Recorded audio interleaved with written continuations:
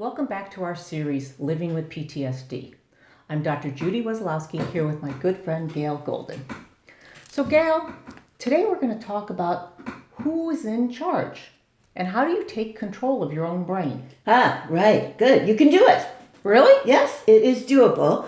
I'm not saying it's a snap, but it is doable because you are in charge. It's your brain and you are in charge. And there's certain things you can do that will make it easier to live with PTSD, and then there's other things that you shouldn't do. Okay, excellent.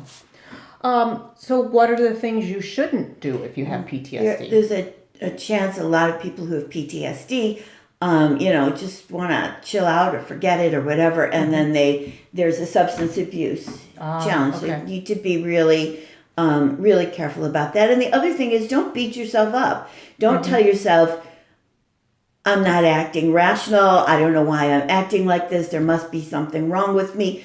It's just a physical thing that's going on with you. That's all. Don't beat yourself up. Yeah, don't tell yourself just to get over it. Right, and don't let anybody else tell you that either. Yes, very much so. I agree with that. So what are the things you can do to take control? Okay, all right. One thing we talked about in the last episode was EMDR, which is a rapid eye movement technique. And we talked about doing it with a therapist, but you can also do it yourself. You can go on YouTube. There's a bunch of different EMDR, self-EMDR programs that you can watch. So you think about whatever it is you want to think about. Why did that bother me so much? Why did I get so scared? Why did I get so frustrated? What's going on with me? And then you put it out of your mind, and then you just watch this thing on the screen without thinking of anything for as long as you need to. And I keep a paper and pencil right by me, and I pause whenever a thought pops into my mind, write it down, take a breath, and then just continue. I've done that sometimes and filled pages with information that's really helpful to me. And what do you do with this information? Like, do you reread it? Do you review it? Does it help you, give you clues for the future? Yes, yeah. It's helping you figure out. So I was at a beach house that I had stayed at when I was 4. Oh. I knocked on the door and I said, the summer I was 4, my family stayed here. Can I come in? And they let me come in. And while I was experiencing it, it was just, this is an interesting thing to do. And then I freaked out afterwards. So I wanted to understand why that was such a, powerful trigger. And I kept getting little inklings and, well, how could that have happened there? And then I'd get an idea of, oh yeah, that's probably what happened. Different things would come to me. It clears your mind. It hooks up different parts of your mind with each other, and it can help you solve the mystery of yourself. What if it starts making you feel worse? Do you just continue with it? Do you change to a different EMDR, or? You always know, to a different EMDR. I think if you're starting to get real edgy or develop, it's starting to be a trigger for you, you probably should stop and you can go back to it another time. Okay, yeah. All right. Because I know I just don't want people to sit there and force themselves to do this. No. There's a book I was reading recently. I was fascinated. I sent away for it. I knew it was going to help me as far as why I've got PTSD. I was reading it. It started to trigger things. I could feel a tight band go across my stomach. I kept on reading the book. I thought, I don't have that much more to go. I could finish the book. I finished the book, and then I had problems sleeping. Really? Yeah, wow. So that book is locked in the trunk of my purple car right now. It's away from me. I'm not going to throw it out. It's an important book. It's a good book, but I'm not ready for it to be in the house again. You got it. you have to baby your own, your own amygdala. Yeah. It's like having a little dragon in your head. Okay. And you just have to make sure that you treat it well and take care of it. Yeah, and don't let it in the house. Keep it out. In the house. I love it. Is there anything else you can do? Yes, there is. You can use your prefrontal cortex to control your limbic system. So, for example, an irrational fear that I developed once the PTSD had been triggered was tidal waves. And as I've said before, I used to travel a lot.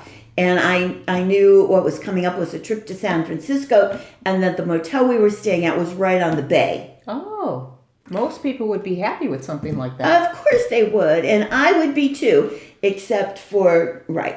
So then I was thinking I'm never going to be able to sleep, and I'm going to have to be able to work the next day because I'm going to be afraid that we're going to be engulfed by a tidal wave. So I used my prefrontal cortex. I went online and I researched tidal waves and San Francisco Bay, and it turns out it's impossible. There's no tidal waves in San Francisco. The tidal waves go the other direction in the Pacific. They go to Japan, they don't go to San Francisco. So once I knew that, my prefrontal cortex was able to calm down my amygdala, that terrible little dragon, and I was okay. I could sleep that night. Good. Yeah. Good. Yeah, so use your own brain to control the other parts of your brain. I love it. Anything else? Yes, there is. So I've mentioned it before. We have a vagus nerve. Yes. Vagus is Latin for wandering. That's why they call it the vagus nerve, because it's the largest nerve in our body. It's really two nerves. It starts at the brainstem and it goes everywhere. Okay. And that's the thing that carries the adrenaline and the cortisol when you get so upset. But you can control your vagus nerve. Laughter can control your vagus nerve.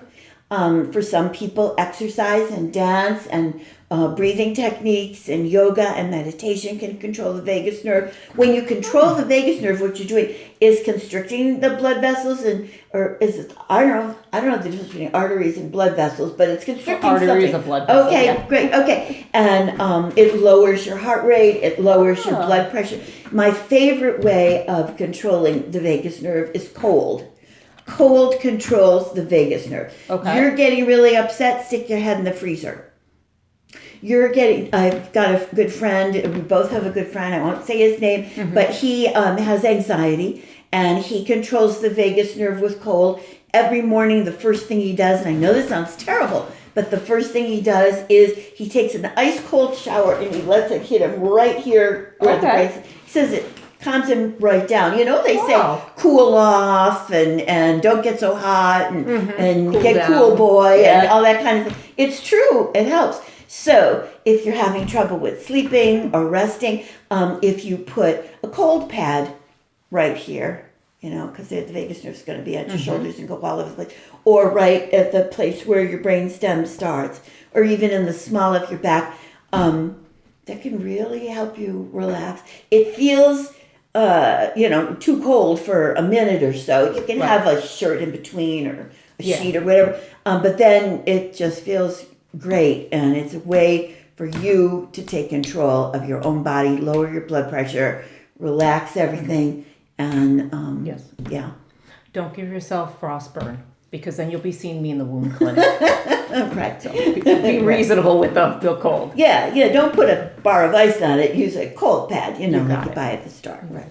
Anything else you would like to add? That's all I've got right now, Wonderful. Dr. Judy. Yeah. Well, thank you, Okay. Gail. Thanks. I'm really enjoying this. I hope you guys are too. Join us next time when we talk about helpful daily practices.